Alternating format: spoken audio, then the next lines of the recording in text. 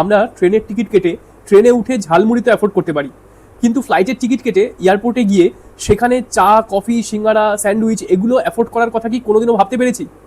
আমাদের ইন্ডিয়ার এয়ারপোর্টগুলোতে এক কাপ চায়ের দাম ছিল 150 থেকে 200 টাকা, কফি প্রায় 300 টাকা, সিঙ্গারা স্যান্ডউইচ 500 টাকা।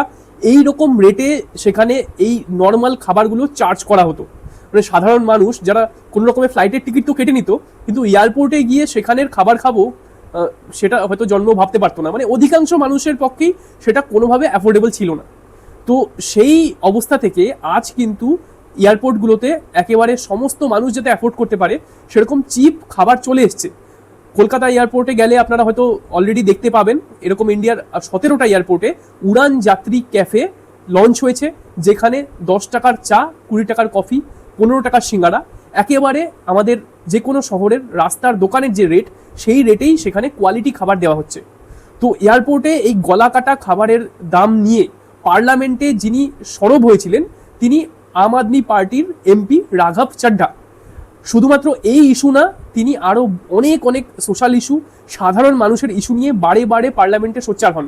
যেমন এই বিভিন্ন কুইক কমার্স কোম্পানিগুলো, Swiggy, Zomato, Blinkit, big basket, এরা নিজেদের ডেলিভারি বয়দেরকে যেভাবে এক্সপ্লয়েট করছিল, তাদেরকে কোনো রকম সোশ্যাল সিকিউরিটি দিত না, তাদের কোনো ওয়ার্কিং আওয়ার্স ছিল না, কোনো ইন্স্যুরেন্স ছিল না, এমন অনেকভাবে তাদেরকে এক্সপ্লয়েট করা হতো। তার সাথে সাথে এরা যে কাস্টমারদেরকে 10 মিনিটের ডেলিভারির প্রমিস দিত, যার ফলে এই ভিড়ের রাস্তায় ট্রাফিক সিগন্যালের পরোয়া না করে এই ডেলিভারি বয়দেরকে একেবারে বাইক প্রচণ্ড গতিতে ছুটিয়ে কাস্টমারকে ডেলিভারির জন্য যেতে হতো। তো এই যে বাজে প্র্যাকটিসগুলো চলছিল সেইগুলোর অ্যাগেনস্টে তিনি পার্লামেন্টে বারবার সরব হন। আর তারপর সরকার এই কুইক কমার্স কোম্পানিগুলোকে ইনস্ট্রাকশন দেয় 10 মিনিটসের ডেলিভারি বন্ধ করতে হবে। আর নতুন যে লেবার ল নিয়ে আসা হয় সেখানে এই গিগ ওয়ার্কার্সদের অনেক রকমের সোশ্যাল সিকিউরিটি স্কিম সেখানে ইমপ্লিমেন্ট করা হয়। বড় বড় টেলিফোন কোম্পানিগুলো তারা সাধারণ মানুষকে 12 মাসে 13 বার প্রিপেড রিচার্জ করতে বাধ্য করে। আর যদি আমাদের রিচার্জের ভ্যালিডিটি শেষ হয়ে যায় তাহলে ইনকামিং কল বন্ধ করে দেয়।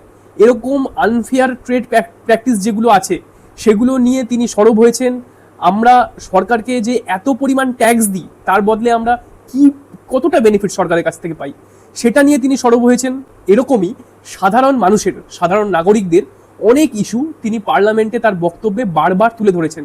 সাধারণ মানুষের রোজকার প্রবলেমগুলো সরকারের কাছে তুলে ধরবে এরকম কোনো পলিটিশিয়ান কিন্তু আমরা দেখতে পাই না।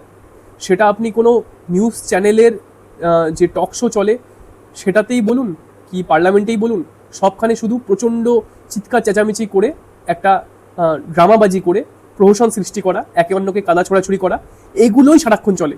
মানুষের সমস্যা মানুষের নির্বাচিত সরকারের কাছে নিয়ে আসা, এগুলো কিন্তু আমরা সুস্থভাবে একজন পলিটিশিয়ানের কাছ থেকে আমরা কখনোই দেখতে পাই না। তো এত কিছুর মধ্যেও আম আদমি পার্টির এই এমপি রাঘব চাড্ডা তিনি যখনই পার্লামেন্টে তার বক্তব্য রেখেছেন প্রত্যেকবারই কিন্তু সাধারণ নাগরিকের বিভিন্ন ইস্যু সরকারের সামনে নিয়ে এসছেন। আর অনেক ক্ষেত্রে কিন্তু সেই ইস্যুগুলোতে সরকার পদক্ষেপ নিতে বাধ্য হয়েছে, যেগুলোতে আলটিমেটলি আমরা লাভবান হয়েছি। তো সেই রাঘব চাড্ডাকেই আম আদমি পার্টি পার্লামেন্টে তাদের ডেপুটি লিডারের পদ থেকে সরিয়ে দিয়েছে। আর পার্লামেন্টে চিঠি পাঠিয়েছে যে রাঘব চাড্ডাকে যেন আর কোনো বক্তব্য রাখতে না দেওয়া হয়, তাকে যেন আর কোনো স্পিকিং টাইম না দেওয়া হয়। অপদার্থ সব নেতাদের ভিড়ে যেই মানুষটা সাধারণ মানুষের সব প্রবলেমগুলোকে পার্লামেন্টের ফোরামে রাখছেন তার মুখ বন্ধ করে দেওয়ার চেষ্টা চলছে। বলা হচ্ছে যে তিনি তার যে স্পিকিং টাইম সেখানে পার্টিকে নিয়ে, পার্টির পক্ষে, পার্টির ডিফেন্সে কোনো কথা বলেননি। পার্টির নেতারা যখন অ্যারেস্ট হন সেই নিয়ে কোনো প্রতিবাদ করেননি। নেতারা যখন ছাড়া পান সেটা নিয়ে কোনো রকম প্রতিক্রিয়া করেননি। তো স্পিকিং টাইমটা তিনি পুরোপুরি ওয়েস্ট করেছেন সাধারণ মানুষের যে দুর্দশা সেটা নিয়ে কথা বলে। তো সেই জন্য তার কাছ থেকে তার স্পিকিং টাইম সেটা কেড়ে নেওয়া হচ্ছে।